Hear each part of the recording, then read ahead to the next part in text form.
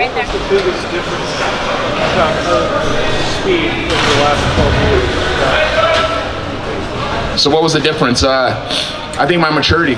I matured a lot. I matured a lot as a person. I matured a lot as a father. I matured a lot as a fighter. My confidence, of course, coming off of the choke from Chael Sonnen.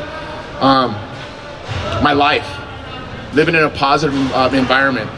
I went through 7 years of hell trying to fix somebody, and it took me almost 7 months of therapy with my therapist to come to realize that I can't save my mom.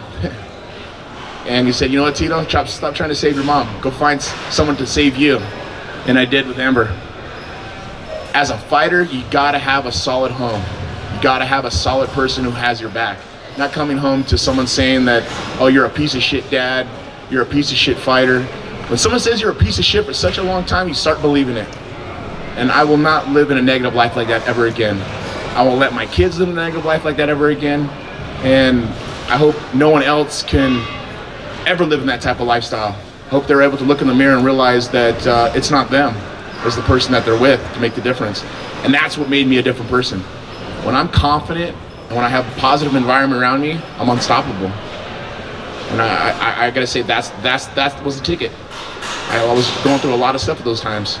And you know, I went through a divorce. I went with a new relationship.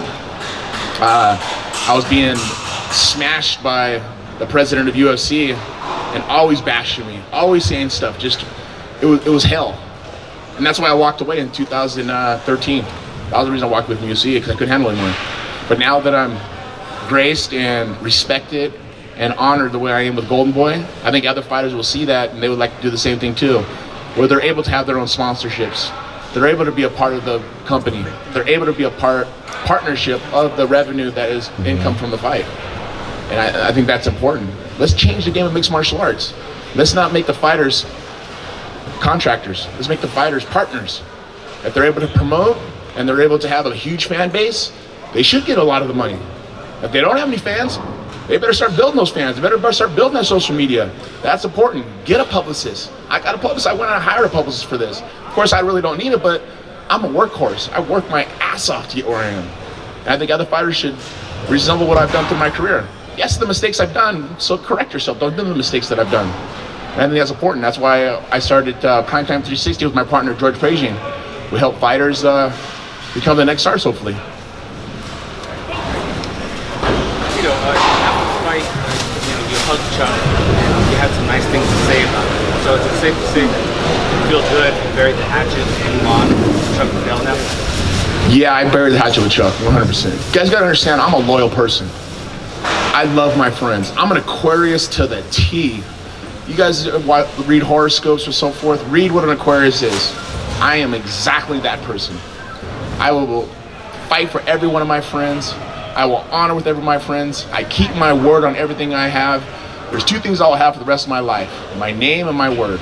I'll never tarnish my name, and I'll never not keep my word. And with Chuck, he was my bro. He was my homie. He was my friend. Like I say, I used to let him stay at my house. We traveled to Japan. We traveled to England. I mean, I thought he was my friend, but I understand that money gets in the way of people's eyes of what they truly think about, and that's the evil of all humans, I think, is money. And I guess we sat in the middle of that cage that night, or tonight, and I said, it's cool, it's over. I'm done. If he doesn't want to be done, then maybe we'll give him an opportunity. Yeah. One more? One more? Last question. Tito, are you back, or were you just here to scratch the itch? And if so, who do you want to fight next? There's no one out there to fight. This Chuck Liddell thing was the biggest thing that I've been on my mind. There's no one that will bring me out. Nobody. I'm done. I want to focus on great stuff. I mean, I still got my head on my shoulders. I could actually be a great businessman. Let me focus on the right things and not focus on a million things, because then I get kind of disillusioned with what I need to do right. You know, being a father's number one. Being a businessman could be number two. Being a fighter, I did it for 21 years. I'm willing to walk away. people always want to say, Tito, one more fight, one more fight, one more fight, just when you think you got out of it, actually suck you right back in. I don't want that to happen. It's nice to walk and talk and be able to touch my feet and be able to throw a football with my kids if I need to, or baseball, or wrestle around with them. You know, when my son says, Dad, I don't want you to fight anymore. Maybe I listen to my kids. They want Dad back. Where it's not about the camp anymore. 18 weeks is a long time. When I'm missing out on school, missing out on homework, missing out on picking them up from school, I miss those little small things.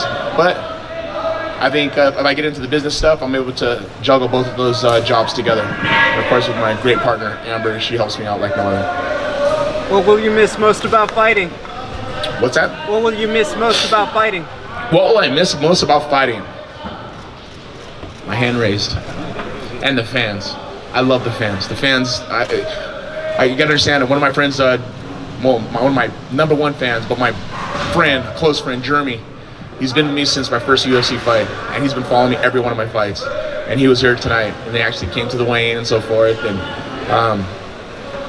have fans like that is amazing, and I'm thankful for it, because they're ride or die, no matter what. No matter how many times they say Tito's shit.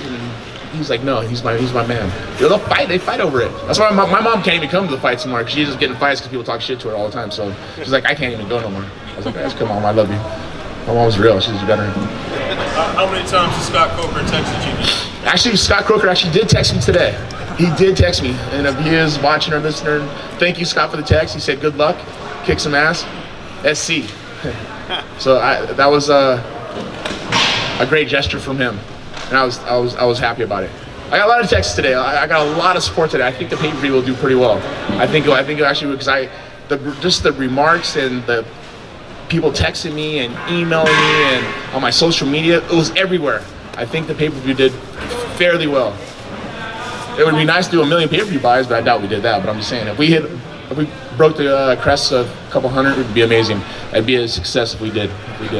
I want to thank the fans. You guys, I want to get out of here. I want to go enjoy myself a nice cold one. Oh yeah, it was yours. That was just one. I mean, come on. I'm Mexican. I can drink a lot. No drinking. Since this is your last fight, you didn't really get to do the grave digger. Yeah, I did. Yeah, they kind of dragged him. They didn't stop shit. I was doing it. I was busting through the legs. I was doing it. Come on. One of my buddies got a great picture of me digging it.